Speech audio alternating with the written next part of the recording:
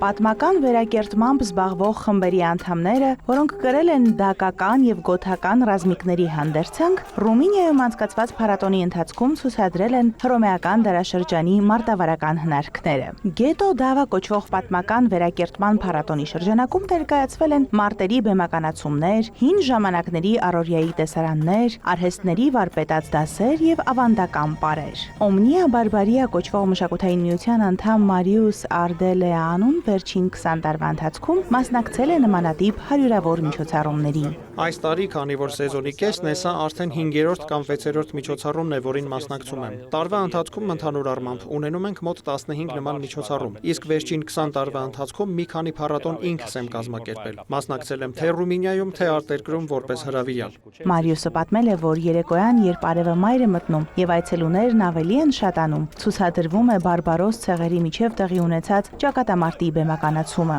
Դակացիները նրա խոսքով եղբայր ժողովուրդներ էին, սակայն կռվում էին ինչպես միմյանց, այնպես էլ հռոմեացիների, կելտերի եւ գերմանական ցեղերի դեմ։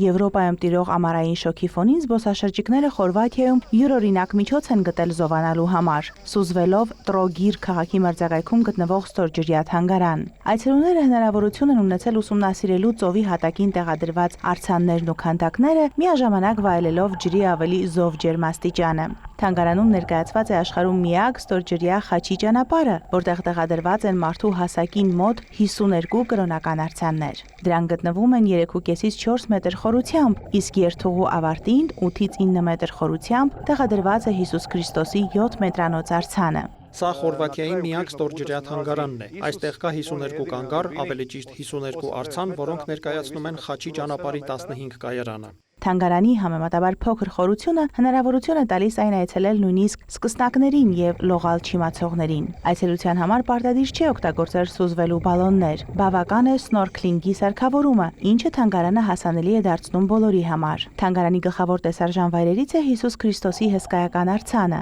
որը տեղադրված է ավելի խորքում։ Այցելուները կարող են տեսնել նաեւ նախկին Հարավսլավիայի Սոկո Յաստրեբ 21 ռազմական ինքնաթիռը։ Ստորջրյա թանգարանը հատկապես մեծ հետաքրքրություն է առաջացրել արտասահմանցի զբոսաշրջիկների շրջանում, որոնք այն համարում են ամառային շոկից խուսափելու հիանալի տարբերակ։ Այս տարի Եվրոպայում իրար հաջորդող շոկի ալիքները ոչ միայն ջերմաստիճանային նոր ռեկորդներ են սահմանել, այլև նպաստել են անտառային հրդեհների տարածմանը։ Ըստ հրապարակված տվյալների, ծայրահեղ շոկը նաև հազարավոր մարդկանց մահվան պատճառ է դարձել։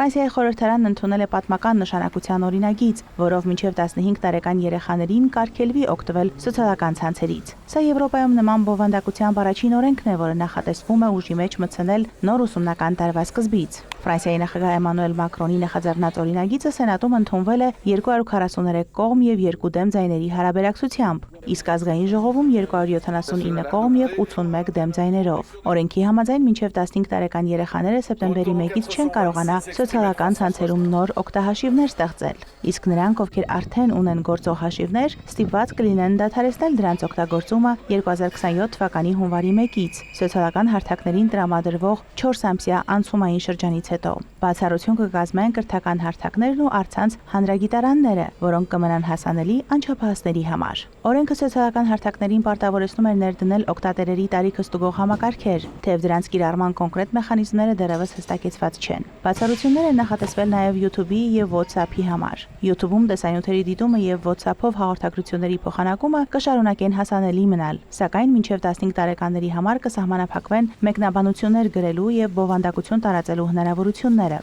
Օրենքով նախատեսվում է նաև սեպտեմբերի 1-ից արգելել բջջային հեռախոսների օգտագործումը ավագ դպրոցներում։ Բացառություններ կգործեն միայն այն դեպքերում, երբ դրանք թույլատրված կլինեն տվյալ ուսումնական հաստատության ներքին կանոնակարգով։ Ֆրանսիայի սննդի, շրջակա միջավայրի եւ աշխատանքի առողջության ու անվտանգության ազգային գործակալության տվյալներով Ֆրանսիայում յուրաքանչյուր երկրորդ դեռահաս օրական 2-ից 5 ժամ անցկացնում է սմարթֆոնի առջև, հիմնականում օգտվելով սոցիալական ցանցերից։ Սոցիալական ցանցերի ընկերությունները հիմնականում դեմ են նման համընդհանուր արգելքներին, պնդելով, որ արդեն կիրառում են անչափահասների պաշտպանության միջոցներ, այդ թվում տարիքային սահմանափակումներ։ Միաժամանակ նրանք հայտարարել են, որ կկատարեն օրենքի պահանջներն այն երկրներում, որտեղ նման կարգավորումներ կընդունվեն։ Եվրոպայի եւ աշխարհի մի շարք երկրներ նույնպես քննարկում են սոցիալական ցանցերի օգտագործման սահմանափակումները երեխաների համար առկա ռիսկերի աճող գիտակցման պայմաններում։ Եվրահանձնաժողովը նույնպես մշակում է սեփական կարգավորումները սոցիալական հարթակների գործունեությունը վերահսկելու եւ անչափահասների պաշտպանությունն ուժեղացնելու նպատակով։ Այն նաեւ պետք է գնահատի, թե արդյոք Ֆրանսիայի օրինագիծը համապատասխանում է գործող եվրոպական օրենսդրությանը։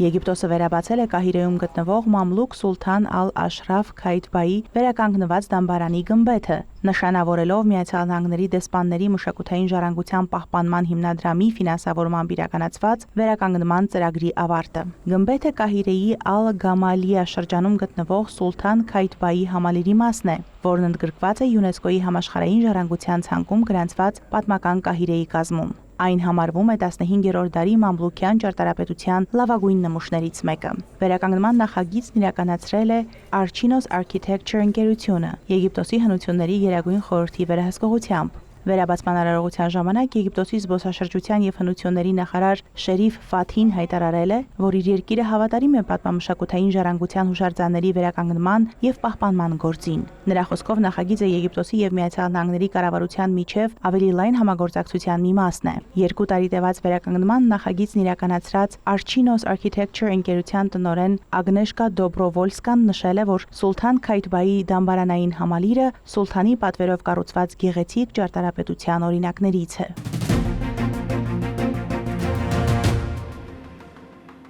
Լուվրի թանգարանը վերաբացել է Ապոլոն պատկերասրահը 9 ամիս անց այն բանից հետո, երբ մոտ $102 միլիոն գնահատվող Ֆրանսիայի թագի գոհարների աղմկահարույց գողությունը բացահայտեց աշխարհի ամենաշատ այցելվող թանգարանի անվտանգության համակարգի թերությունները։ Պատկերասրահը վերաբացվել է առանց այն գոհարների, որոնք նախկինում դրա գլխավոր տեսարժան նմուշներից էին։ Այդ նմուշները, այդ թվում հանրահայտ Ռեժան Ադամանդը, հետագայում կցուցադրվեն թանգարանի առանձին բարձր անվտանգության ապահովման հատվածում, հայտնել է Լուվրի տնօրեն Քրիստոֆ Լերիբոն։ Մենք վերադարձել ենք Ապոլոն պատկերասրահ, որը փակ էր 2025 թվականի հոկտեմբերի 19-ից։ Թեև թագի գոհարներն այլևս այստեղ չեն ցուցադրվի, այդ փոփոխությունն այցելուներին հնարավորություն կտա նորովի բացահայտելու պատկերասրահի ճարտարապետությունն ու հարդարանքը։ Ստեղծված լինելով Լյուդովիկոս 14-րդի կառավարման տարիներին, Ապոլոն պատկերասրահը հետագայում ոգեշնչել է Վերսալի պալատի հայելիների սրահի ստեղծմանը եւ Լուվրի ամենահայտնի պատմական սրահներից մեկն է։ Վերաբացումը խորհրդանշական քայլ է թանգարանի վերականգնման ճանապարհին 2025 թվականի հոկտեմբերին տեղի ունեցած գողությունից հետո, երբ գողերը բեռնափոխադրումների համար նախատեսված վերելակով հասել էին երկրորդ հարկի պատուհանին, կոտրել ցուցափեղկերը եւ 7 րոպեից էլ պակաս ժամանակում հափշտակել թագի գոհարների հավաքածուի 8 նմուշ։ Գողացված իրերը դեռևս չեն հայտնաբերվել, բացառությամբ կայսրուհի Եվգենիայի, Նապոլեոն III-ի կնոջ թագի, որը հետագայում հայտնաբերվել է վնասված վիճակում եւ այժմ վերականգնվում է։ Լերիբոն հայտնել է, որ թանգարանում պատրաստում են բարձր անվտանգության առանձին սրահ, մինչև գոհարները կրկին հանրությանը կներկայացվեն։ Գողությանն անմիջական մասնակցության համար կասկածվող 4 անձի մեղադրանք է առաջադրվել եւ նրանք կալանավորվել են։ Հետաքննությունը շարունակվում է։ Մարոտ Հարվերդյան, Այլ լուրեր։